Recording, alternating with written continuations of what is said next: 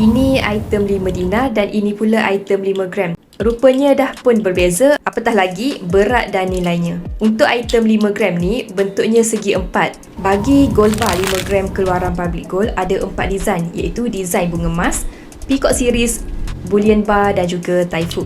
5 dinar kat tangan saya ni pula berbentuk bulat dan dinar keluaran Public Gold ada motif Islamik di belakangnya. Untuk pengetahuan tuan-puan, berat 5 dinar seperti ini adalah bersamaan dengan 21.25 gram. Kalau dikirakan, 5 dinar ni 4 kali ganda lebih besar beratnya daripada 5 gram. Harga 5 dinar pada hari ini adalah sekitar RM13,000. Apa yang kita boleh buat dengan dinar dan juga gold bar seperti ini? Okey, baik. Ada 4 keping 5 dinar seperti ini cukup untuk majlis perkahwinan yang sederhana.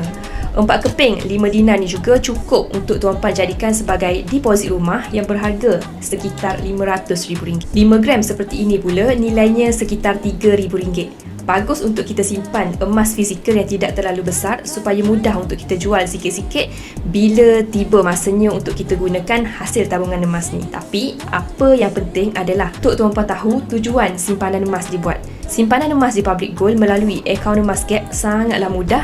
Di mana-mana saja tuan-puan boleh menyimpan gram emas, tidak dikenakan cas simpanan dan tiada komitmen bulanan. Tuan-puan hanya perlu konsisten menyimpan gram emas sehingga capai tujuan. Bagi yang belum memiliki akaun emas Gap atau ingin membuka akaun emas untuk pasangan dan anak-anak, boleh rujuk pin video saya ataupun terus PM saya untuk saya bantu tuan-puan mulakan simpanan emas sesuai dengan bajet tuan-puan. Teruskan follow saya untuk lebih banyak ilmu emas dan kewangan.